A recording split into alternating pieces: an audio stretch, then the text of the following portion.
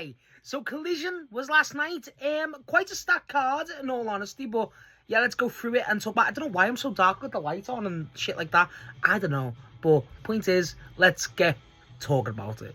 So the show actually opened up with the Trios Championship belt match between Horsecock, aka Jet Set Rodeo, versus The Demand. This match was good.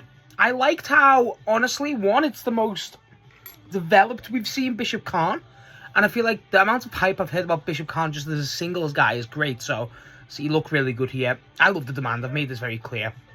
Toa Liona is booked like a fucking demon yet again, and that's always good. I love Toa Liona. He's booked as a genuine threat monster even. I love him. Ricochet's so fucking good. Kevin Knight and Speedball take a lot of the punishment. Hangman's obviously very neutralized, but he's the main threat they see with the aggression. But the main thing is just Toa Liona. Like I say, Toa Liona's getting booked brilliantly. Toa Liona's just taking people out. Like, there's this point where he's like shoulder barging Kevin Knight, then Hangman. It's fucking great. The match was good, you know what I mean? Kind of good, you know what you expect, you know, kind of back and forth. Great sequences, as you expect from Ricochet, and there's matches with him involved, especially with Speedball and Kevin Knight. The main thing that happened was the ending, where, similar to what happened with Brody King and MJF the other week, not at Grand Slam Australia the week before, the Dynamite, the Eliminator match, they had Ricochet basically have the match won, and then Jack Perry's music hit the Jurassic Express, and the crowd are all loving it, and then he's just standing, and then Ricochet is standing there screaming at Jack Perry. Then he sees Hangman coming towards him, throws Hangman out, but Hangman sets up for the buckshot, hits the buckshot, and that is the belt retained. Toa Liona, Bishop Khan are pissed. Not at Ricochet, at Jack Perry, so is Ricochet. Obviously retain.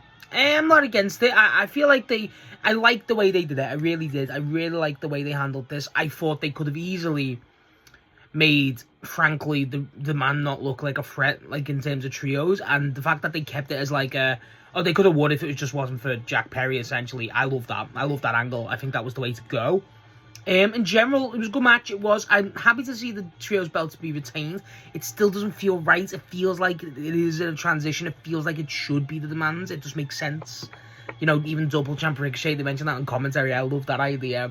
But just, yeah, I think they should build towards, maybe not Revolution because Hangman's got the match, but sooner rather than later they should be giving those belts to the man, because that is easily the most entertaining option. But the match was great, and I would like to see Jet Speed versus Gates of Agony again, just a singles match. Get that for Revolution, actually. I'd fuck with that. That'd be great.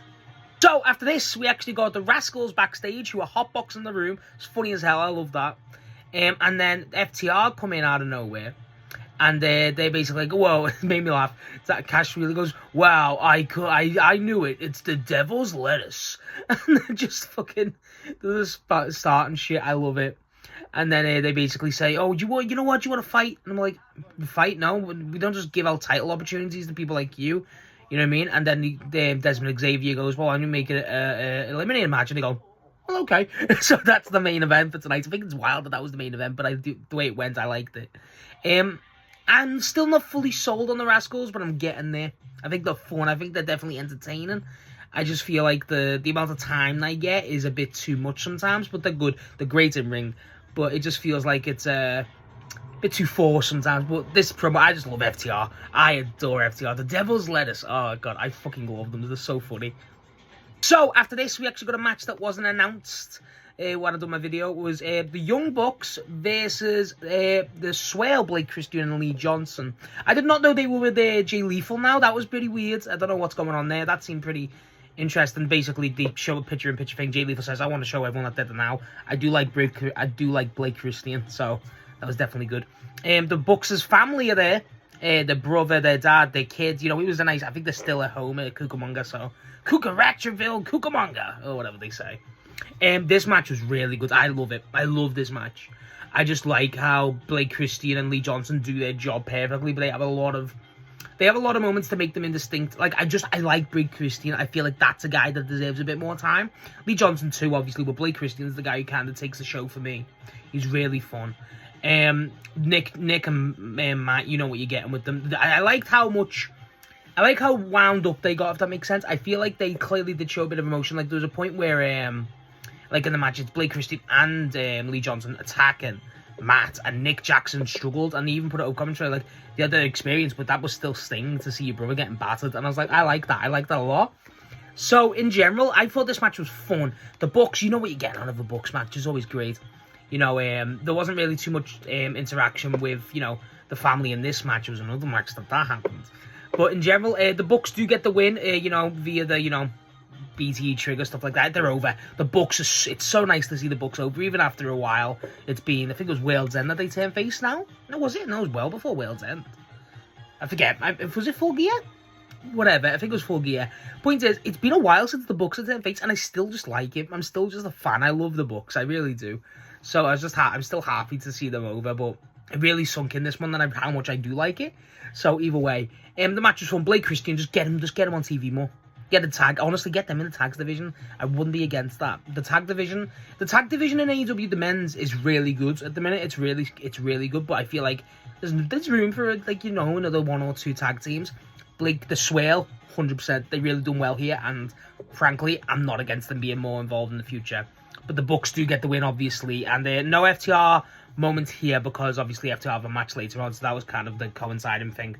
But it was good match.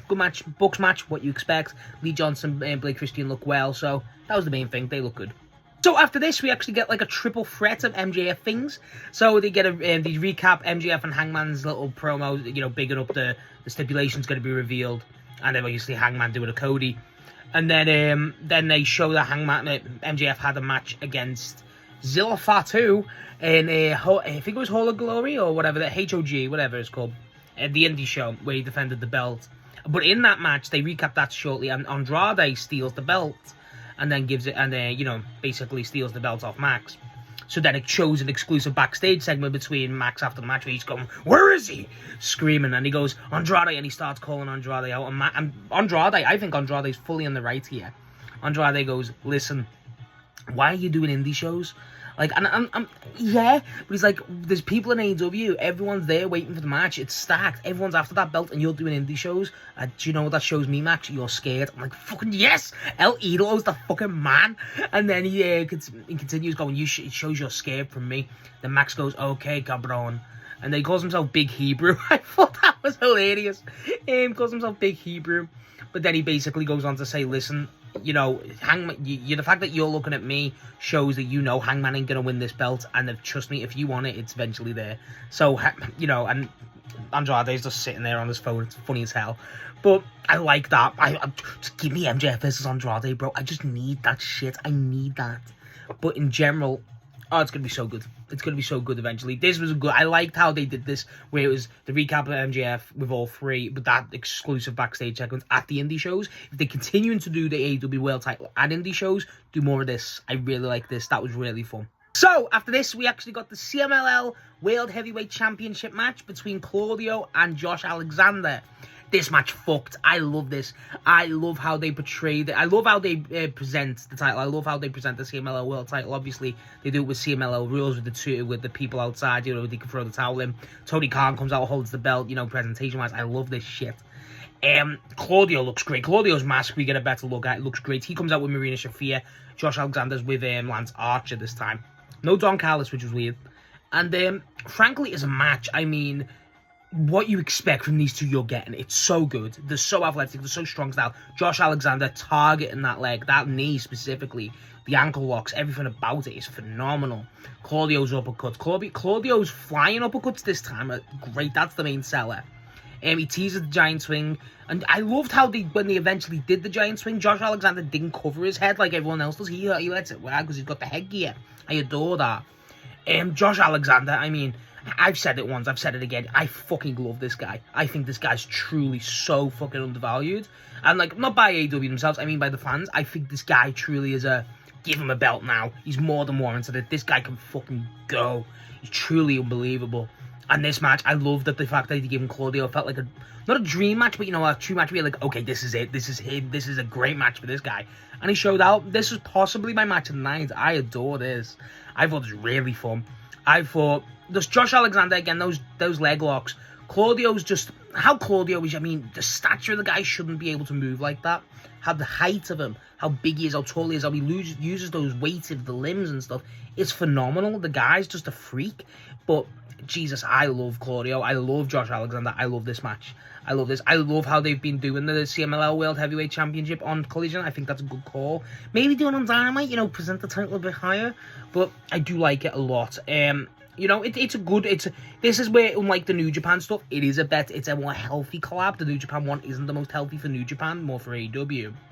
But I love how they're presenting this. I do. I think Josh Alexander was a great call. I'm enjoying this entire little run and feud, you know, with this Claudio and the Josh Alexander family, and, you know, Josh Alexander family, I wish, the Don Callis family, stuff like this. I adore him. We didn't get a cool Josh Alexander promo, though. I was upset about that, but, you know, we got one on Wednesday, so I can't be greedy. But Claudio does win. Great match. So good. There's a point where Lance Archer and Marina Shafir, Lance Archer's trying to get involved distraction-wise, and he keeps pointing at Marina Shafir going, back off. And then what was great was when Lance Archer tries to distract, Marina Shafir steps up, and like Claudio and Marina are over. It's insane how they've managed to maneuver the Death Riders. It's great. And then Claudio does hit Lance Archer out, and then, you know, the match kind of goes towards the finish. It's a great match, truly a great match. I really enjoyed this one, and frankly, just keep this going. Just keep this run going. This is one of the most undervalued things on Collision. I think this should be a weekly thing. I obviously understand the CMLL belt, but for like a month or two, I don't give a shit. This is a great little reign, and I'm enjoying it. I'm a big fan of the CMLL stuff, so I'm enjoying how this is getting presented. This is really fucking good. Push Josh Alexander to the moon. Give him a fucking belt. So after this, we actually got a Megan Bain squash match. You know, basically just a genuine squash match. It was a standby match, whatever. They didn't even show the indie talent's name. Literally a powerbomb. The only thing the indie talent did was dodge one thing, but she eventually got taken out very short, very quick. She does the strap thing. That was pretty cool. And then after that, we get Tommaso Ciampa backstage. Very happy with Tommaso Ciampa. I love seeing Ciampa. And basically, he just goes on about how he lost the belt to Kyle. Was a bit sad, you know. Kyle got the hero's welcome like he said he would. And then he goes on to praise Briscoe, saying, Briscoe, you know, me and you, I'll happily step in the ring with you again, friend or foe. I'm like, that's pretty cool. I like that. But then also he calls out Kyle, and then he basically just starts saying the dates of how long it's been since he, you know, lost the belt, how long it's been since he debuted, stuff like this. And he goes on to say, Kyle, I want Sylvie back, and walks off. Fucking cold. I love Tommaso Ciampa. This guy's really good. Get him in Briscoe. Get him in the conglomeration. Honestly, I wouldn't be against that. That could be really fun. So after this, we actually got the Death Riders. This is the Don Callis family trios match. The Death Riders this time was Yuta, Moxley, and Pac. Yuta wears a beanie this time. We didn't get this reveal of his bald, beautiful head. Versus Takeshita, El Con, and Mark Davis. Yes! I fucking love this shit. Pac versus El Con Graps is fucking The Rock. Fucking, I love this shit. I love this. Oh my god, I loved it. I love this. I thought this was really fun. It was just mayhem as you expect. Pac and El Con, just that does it for me. I love that shit. Mark Davis looks brutal again. Takeshita's just the fucking demon.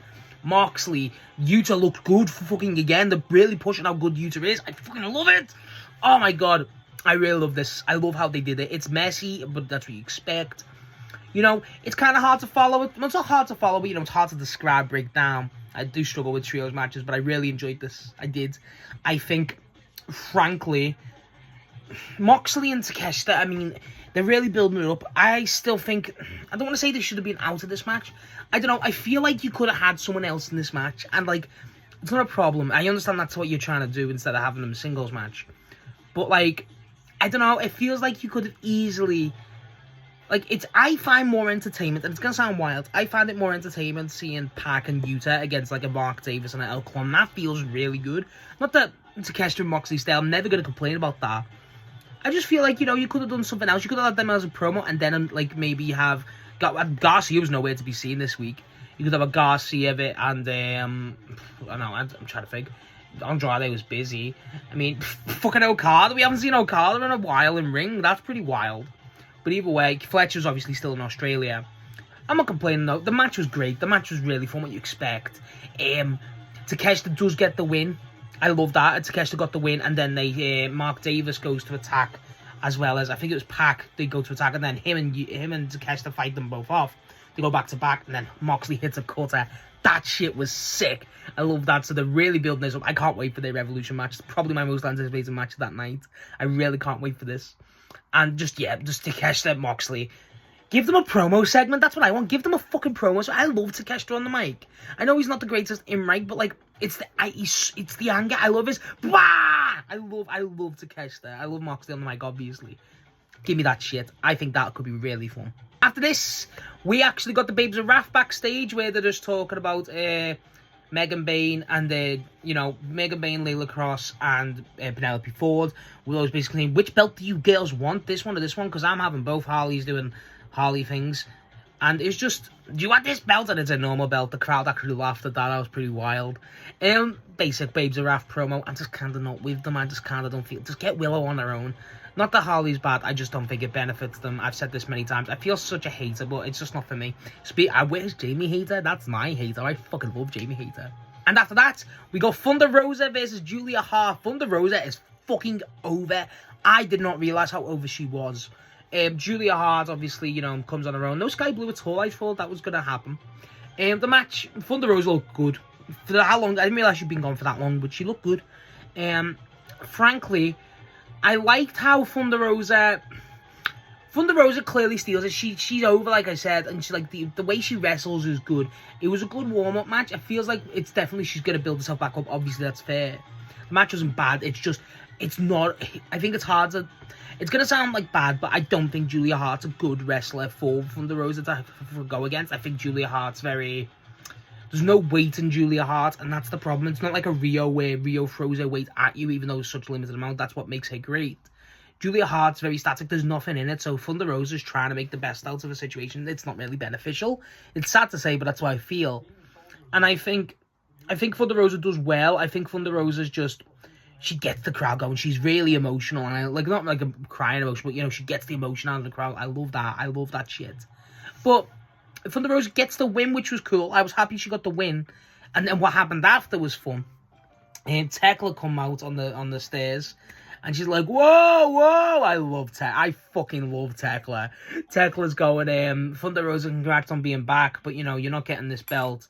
You can't just come back in thinking it's yours. It's not, it's mine. And I'm like, fuck yeah. And then I think she calls her a bitch or some shit. Thunder Rosa's going for it. And in that time, because Thunder Rosa, at the stairs, they're screaming at each other. Tekla's personality is so much showing, and I love it. I love this. And then, after it, during that, Julia Hart's trying to fucking sneak on her. And then, Statlander just comes up, stands, and Julia Hart scurries off. No Sky Blue at all. So I was happy with that. That was the segment. The match was good. The match was solid. I just don't think Julia Hart... I would have given it to Sky Blue. I think Sky Blue would have been the better call. Would have got a better match. But, Julia Hart, it's whatever. The segments after it's always the main thing for that. So we're probably going to get Tekla versus Thunder Rosa. Not against that. Or a tag match. That could be fun. But either way, Tekla's first appearance as the women's champ is great. I like how... I didn't realise how much I liked Tekla on the mic. That's the main thing. I think she's great. I love Tekla. Just keep it going. Fucking love Tekla. So after this, we got Private Party backstage. They're just calling out the tag division. This was sick. I loved how they had Juice Robinson's alive. That was a shock. The Outrunners with Dalton Castle, Anthony Bowens, Austin Gunn. I called Austin Gunn appearance. Get in. Yeah, just shit like that. No Billy Gunn. Oh well, he was at the con. But yeah, just happy. That was a nice little set. I was really surprised to see Juice Robinson. I thought he was injured. So get Juice on fucking screen. But yeah, Private Party basically just call the division out. Fine. And then after that, it cuts to Shivani and Excalibur. I don't know which Nigel McGuinness was this show. And then Gabe Kidd and Clark Connors come out and they're calling out Darby Allin, trying to attack Shivani, going, "You call me crazy? Well, I am." And basically calling out Darby. And then it's just Gabe. Gabe's not cool. So, Clark Connors is fucking cool. Clark Connors is sick. And they're just calling out Darby, being, "Oh, we're insane." That's it, really. Not big on it. Not big on them still beefing with Darby, how drawn out it's being, acting like it's the hottest thing of the company. It's not. But, I mean, I don't know what's going on with Darby Allin's booking at the minute. It's very weird. But in general, I liked what I've... Honestly, I liked Clark Connors when he teamed with Garcia, when he was like I just need a hand, shit like that. I like that instead of him and Gabe. I think Gabe's just needless. I think the thing is with Gabe worked in that match with Ishii. I like that with the tag match with him and Clark Connors versus Ishii and Cassidy. And they're having a match with Cassidy next week. They call out Cassidy too, actually, before I forgot. But I just think, I don't know, I just think Connors is better. The presentation's better when he's not tagged to Gabe. I don't know what it is. It just doesn't meld to me. And which is why, because obviously the War Dogs. But it just didn't blend. But it's fine. You know, you don't like Gabe, which I don't. It's not going to change you. But, you know what I mean? Clark Connors, I just put him on his own. Frankly, I think he's better. I think he's good enough to go on his own. Put the guy on his own. So after this, we actually got our main event, which was the AEW Tag Team Title Eliminator match between FTR and the Rascals. It was Desmond Xavier and... Oh, I remembered his name, and I forgot it. Fuck. The point is, it's the guy who did their tag last time. They made the mention of that in the promo because he's still not getting the other guy involved. This was good. This was very good. The heel antics from FTR, I mean, I love it. Bro, the fucking other guy, I forget his name, but he slacked the shit out of Dax. I love it. I love how they portrayed all this. The Rascals done well. FTR just phenomenal. Stokely's in the wheelchair. It's just always fun.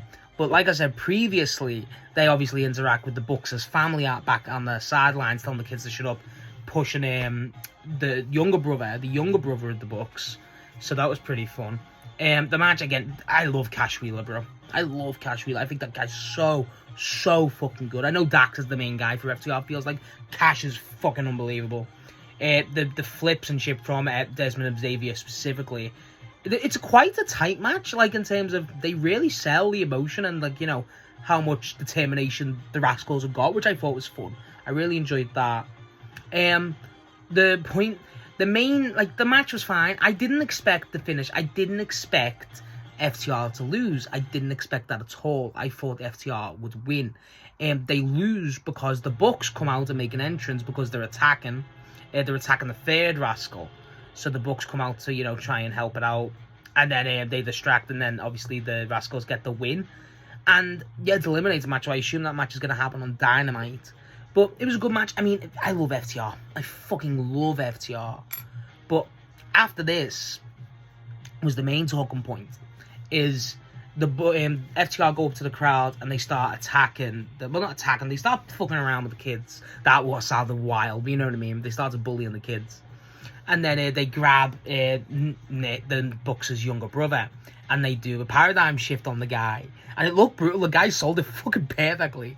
And the Bucks getting held because because the show ends on a brawl. The tag division though. So the Bucks are out. And then so they're getting held by the Gates of Agony, which was neat. Because Jack Perry comes out to try and help. And Ricochet just fucking launches himself at him. And it's basically just, you know, it was just a basic tag division brawl. The main thing is FTR did attack the Bucks' family. They tried that, like, you know, they pushed the mother, actually. I forgot about that. They pushed the Bucks' mum. That was pretty fun. But in general, that was basically the end of the show. I don't think it should have main evented.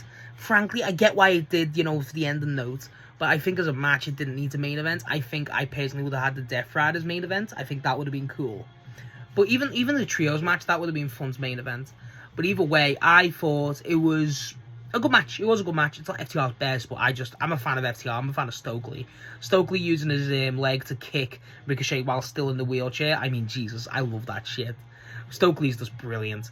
But, yeah, solid match. Solid. It was a good main event. It just wouldn't have been my main event. But, you know, because they announced it mid-show and it's an eliminator and how it ended, I get it.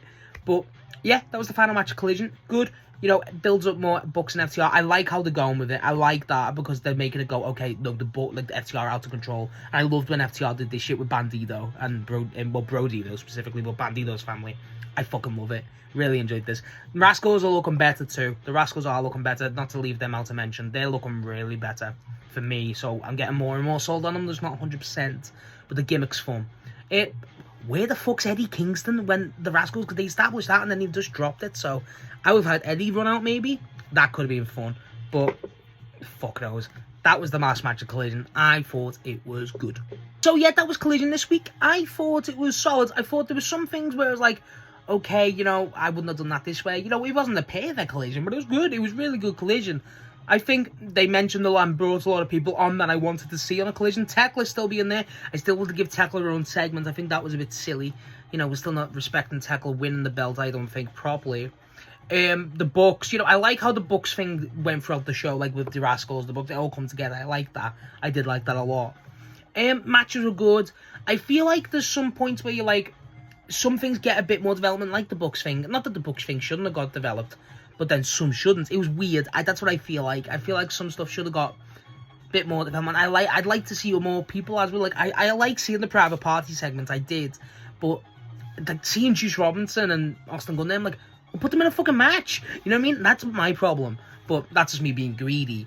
Overall, it was a good Collision. It was good on paper and it delivered. It wasn't like the most to write home about. I'm not going to sit here and go, it delivered. It was like, overseed my expectations. It did my expectations for it to be good. It was good. There we go.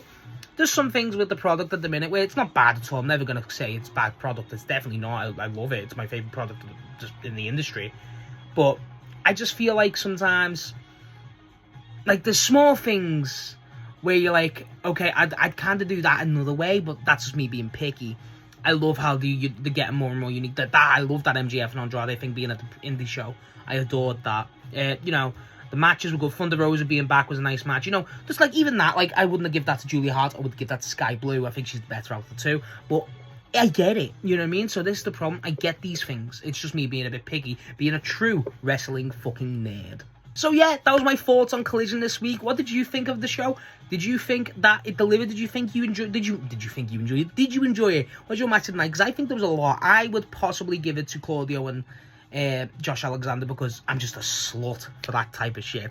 But yeah, what did you think of the show? And I cannot wait for next week because we're getting closer and closer to Revolution. So a lot of stuff, especially with the book stuff, that's going to build even better. And this is getting really good.